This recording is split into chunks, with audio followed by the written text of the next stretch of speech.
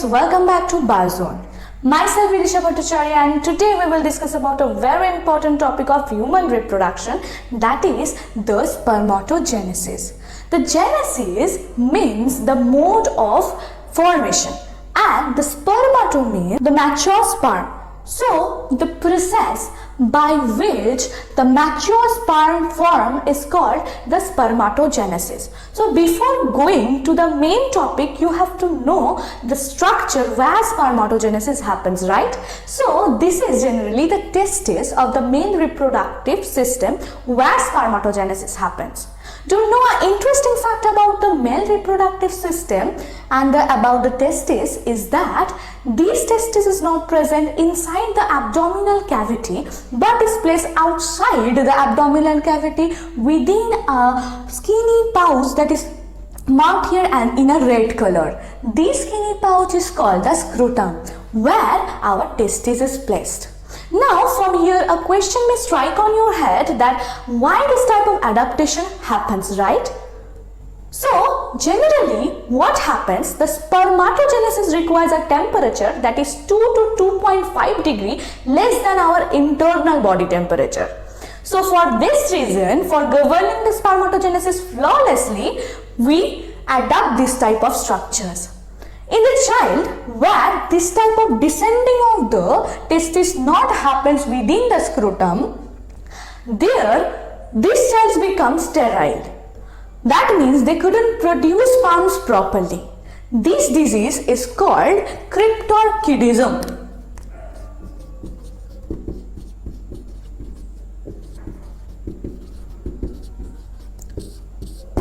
So from here we can understand that we need to descend it outside the abdomen within the scrotum for governing spermatogenesis. So if we see inside the scrotum, we can see that the testis is covered by 3 layers. Now the first layer is marked here in a blue color is called the tunica vaginalis. That is made up of mesothelial cells. Now this layer is generally differentiated into 2 portions. This layer, the portion which is connected with the scrotum is called the parietal layer, and the portion that is connected with the next internal layer which is called the tunica albuginea is called the visceral layer. Okay. So the next layer is the tunica albuginea. This albuginea term comes from the Latin word means the fibrous tissues. So here generally we have collagen fiber which is intermittently present with the elastic fibers. The next innermost layer which is marked in green here is the tunica vasculosa, which generally contains the blood vessels which supplies blood within the testis.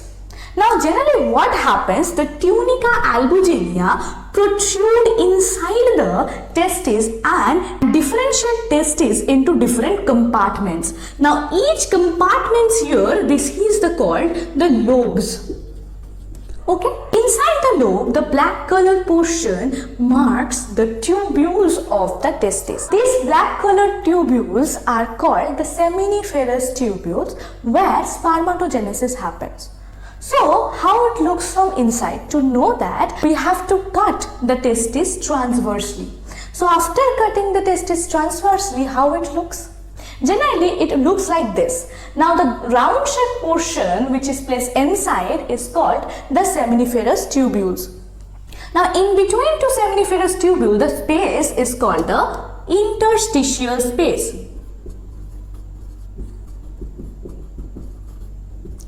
Within this interstitial space, we are having small cells.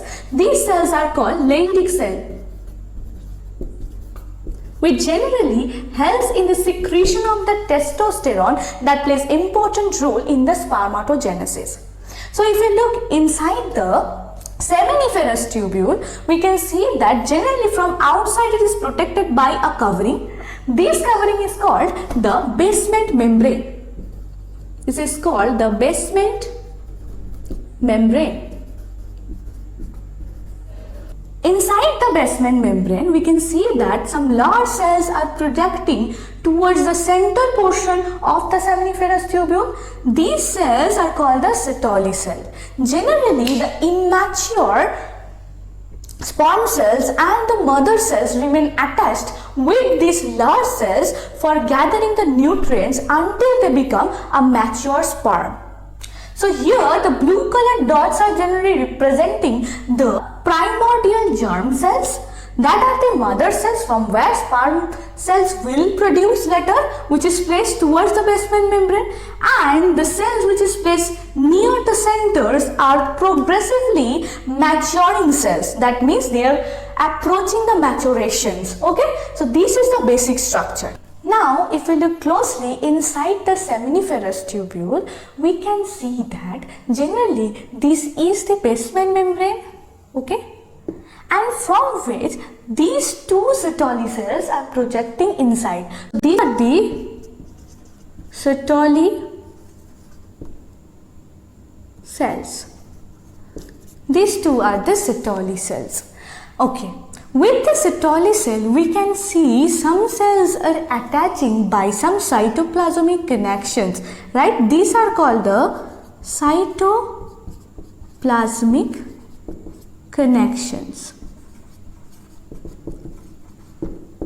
These cells are actually the cells of the spermatogenesis. These cells are generally progressing towards the maturation. So, the cells which are yet not matured remains attached with the Sertoli cell by this type of cytoplasmic connection, so to get the nutrients. Now the cells which is placed toward the basement membrane is called the primordial germ cells. These are actually the mother cells, or it also called the stem cells of the spermatogenesis, that is placed near the basement membrane. But an interesting fact about this type of cell is that these cells are recognized by our body as a foreign cell. So, if this type of cell makes contact with our blood may can produce antibody against our own cell. So, these to prevent this autoimmune activity. So, to prevent this type of autoimmune activity, a next adaptation happens here. What is that? Generally, two Sertoli cells, neighboring two Sertoli cells make a tight junction between them that prevents the entry of the PGC cells inside and prevents its contact with the blood. This junction is called the blood-testis barrier.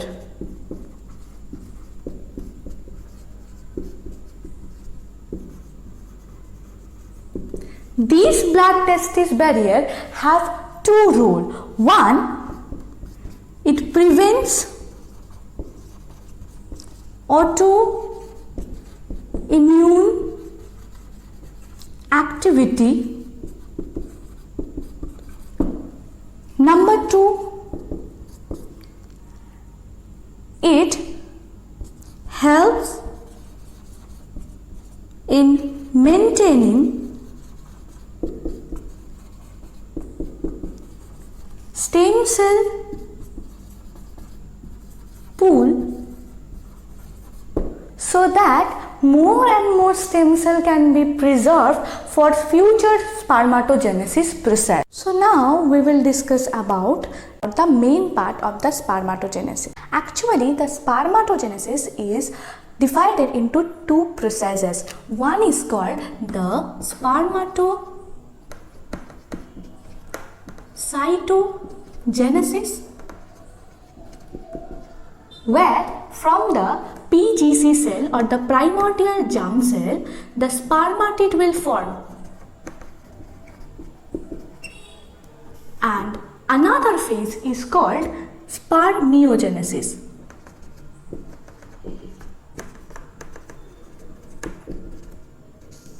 Here, from the spermatid,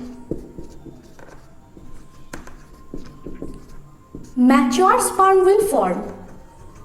Mature sperm will form. Now, this spermatocytogenesis process is further divided into 3 phases. These 3 phases are proliferative phase,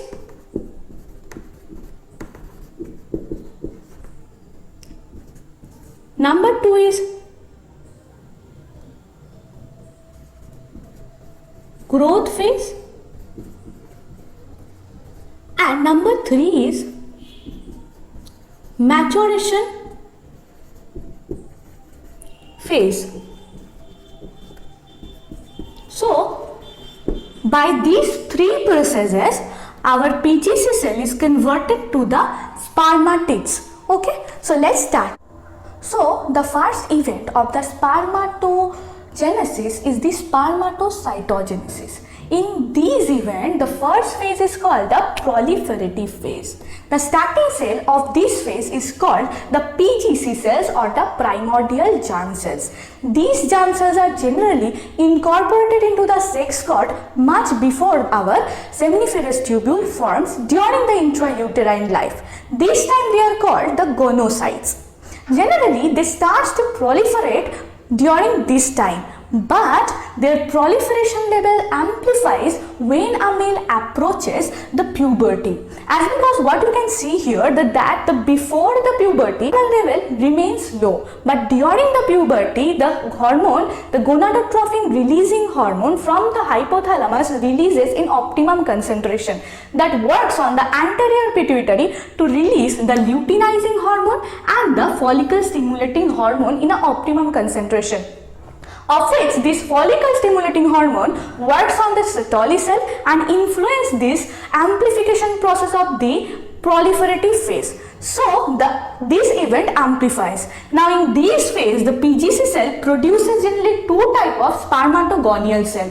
One is called the A type, that also called the precursor cell, that preserve for the future spermatogenesis process. And next type of cell is called the B type of spermatogonial cell. Spermatogonial cell generally passes the blood testis barrier and enter into the cytoplasmic cohort of the seminiferous tubule. Here, this B type of spermatogonial cell differentiated into the primary spermatocyte in the phase of growth phase. Okay, so here the cell size increases by gathering more nutrients and also the nucleus size enlarges. This phase is generally influenced by the growth hormone. Apart from that, as because during this time the LH works on the interstitial cells, they starts to release testosterone. Now this testosterone works on the androgen binding protein on the Sertoli cell and starts to concentrate. So this hormone has a minute effect on this phase. Okay. Nextly, this primary spermatocyte will enter to the next phase is called the maturation phase, where the primary spermatocyte by the process of meiosis will produce a spermatid. This is generally happens in 2 stages. Firstly, the primary spermatocyte will convert it into the secondary spermatocyte by the process of the meiosis 1, and the number of the chromosome set will reduces, as because we know the meiosis 1 is a reductional division phase. So, the chromosome number of the primary spermatocyte which is 2n will be reduced to n. Okay, from here the secondary spermatocyte will perform the meiosis 2, which will then produces n chromosome containing spermatid cell. This event is influenced by generally the growth hormone and the testosterone, as because this time the testosterone concentration is increases than the previous event by the process of concentrating the testosterone in the Sertoli cell. So here an interesting fact we can see, right? Generally the division is happening here, but the cytokinesis is not happening properly, so that every cells are connected by a bridge is called the cytoplasmic bridge due to the incomplete cytokinesis. Another interesting fact about this region is every cell after the formation of the spermatid now contain either 22 plus X or 22 plus Y number of chromosome. That means the sex of the baby is not depend on the mother cell, but it depends on the which type of sperm is fertilizing a egg cell, right? So the next phase is called the spermiogenesis, where our non-motile spermatid will convert it into the motile mature sperm by the morphological changes.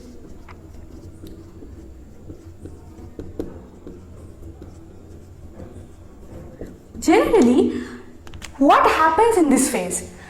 Here we can see that the spermatid is non-motile, right?